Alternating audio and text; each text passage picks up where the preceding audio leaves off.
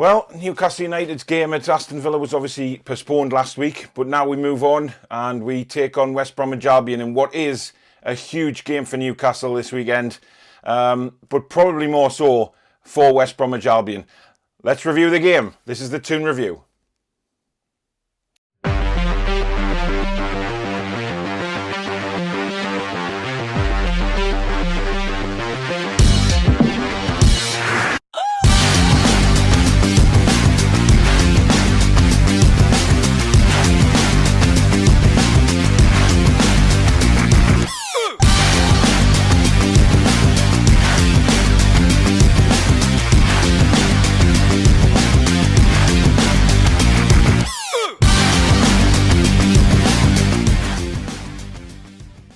Hi everyone, I'm Paul and welcome back to another video, this time previewing Newcastle United against West Brom this weekend. And I've done an earlier preview, but there isn't any significant team news out yet from Newcastle United, which to me doesn't really surprise me. Newcastle United aren't exactly great at releasing any statements from the club or anything like that. Certainly with the COVID situation, we don't know if it's the players that have been involved or if it's just mainly staff. I have a feeling it's just mainly staff. It hasn't really, from what I can gather on the training ground pictures from yesterday, it hasn't really affected a lot of the players.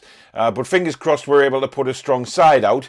But it would be nice for once for Newcastle United just to come out and give the fans a bit of information as to what's actually going on, because it's frustrating. It really is frustrating, but never mind. If we look at the game itself, West Brom I think they're second off bottom in the league. They're having a terrible season.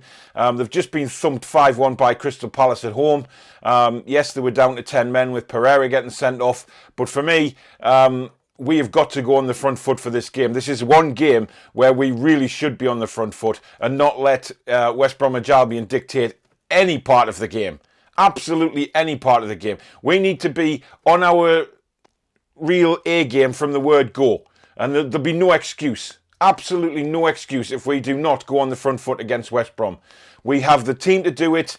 We've got the players certainly attacking wise to cause them a lot of problems. Let's face it, Crystal Palace aren't exactly world renowned for scoring loads of goals this season. Yet they managed to put 5 away past West Brom. Plus Benteke, who hardly scores these days, scored 2. So for me, it's a game where we should win and should win comfortably. But we've said that in the past about Newcastle United and it hasn't came to fruition at all. We've looked awful. So I think Steve Bruce has to really get the players motivated. Now, whether he can do that is a different kettle of fish. We know Steve Bruce's limitations. We know how he sets his teams up. And for me, he isn't the motivator in this coaching setup. I believe that may be down to Agnew or Clemens. Steve Bruce, I don't know what he does, to be honest, but we've had this conversation before. But Darlow will continue in goal. I've got no doubt about that. But Dubravka's still on the recovery. We look at defending-wise now. Surely he's not going to go 5 at the back against West Brom. I'd be absolutely demoralised if he went 5 at the back for West Brom. I really would. I predict a back 4. I think Manquillo will start. Now, the central defence partnership for me has got to stay the same. Why would you change Clark and Fernandes? There's absolutely no reason to. They did nothing wrong in the last game at all against Palace. They did nothing wrong. They played very well and particularly showed the keenness to get stuck in and win the ball in difficult situations, block shots left, right and centre. They were doing that the whole game. So for me, they've got to start. And even if Lascelles is fit, he goes on the bench for me. And I think a lot of people would agree with that. Lascelles doesn't deserve to start. He hasn't been playing well this season. And I don't subscribe to this, he's captain crap. Because he's not exactly the greatest captain in the world either. And I think those two in Clark and Fernandes seem very settled, seem very sound and know what they're doing.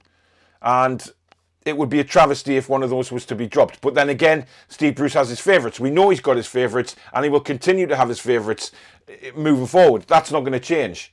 And that's a shame. But fingers crossed, he does the sensible thing and sticks with the team, with the defence that played so well against Palace. Left back, I've got no doubt Jamal Lewis will continue there. Didn't really do anything wrong against Palace.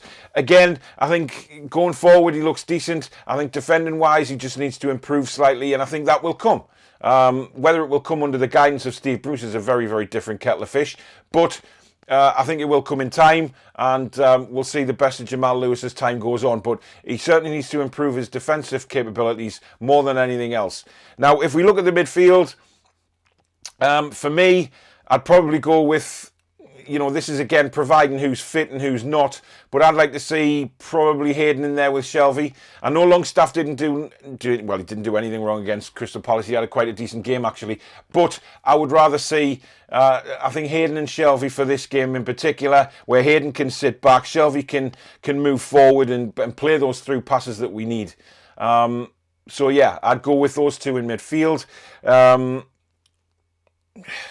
It's up front really, isn't it? I mean, you're looking at left-hand side will probably be St Maximin.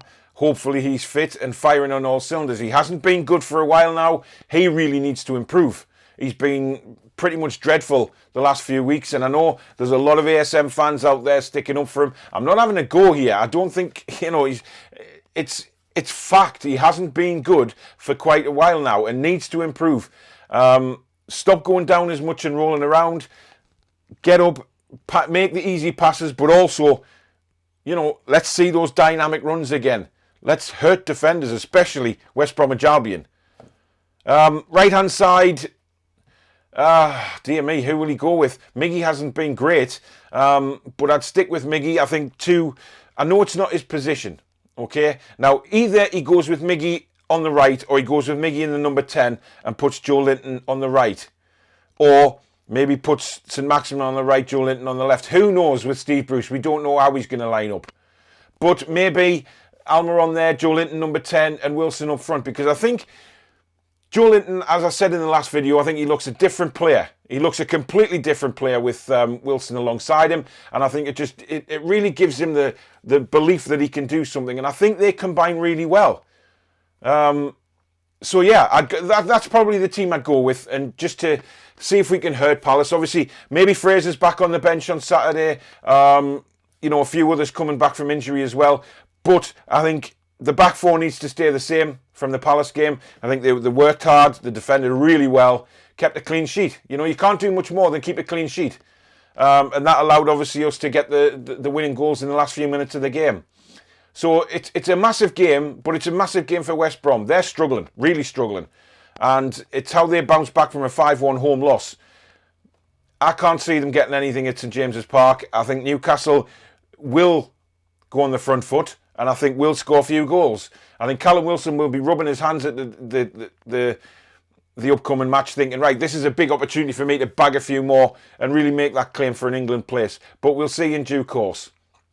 So yeah, that's my prediction. I think I'm going with a 3-0 win for Newcastle. I really am. I'm confident of this game. I think if we go on the front foot, it's a big if. But if we go on the front foot, we should win this game quite easily. And I'm really looking forward to it.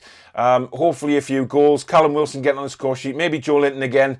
And hopefully some better performances from St Maximin and Almiron. We really need to see them improve from their last few performances. But they've had a good time off. They've had to get ready for this game, refreshed, fit and fighting. And hopefully we will see the best of Newcastle on Saturday. But time will tell. But I'll be back on Sunday with the review of the game. Hopefully with another 3 points in the bag. It would be really nice. If you're new to the channel, thank you very much for stopping by. Do drop a subscription if you've liked the video. If you also hit that like button, it helps me build the channel enormously. So thank you very much for that. Thank you to all my new subscribers as well. Enjoy the game this weekend. Hopefully 3 points for Newcastle United, and we can move forward and be in a good mood on the run up to Christmas. Thanks very much for watching, guys. Stay safe out there. Take care. Be strong.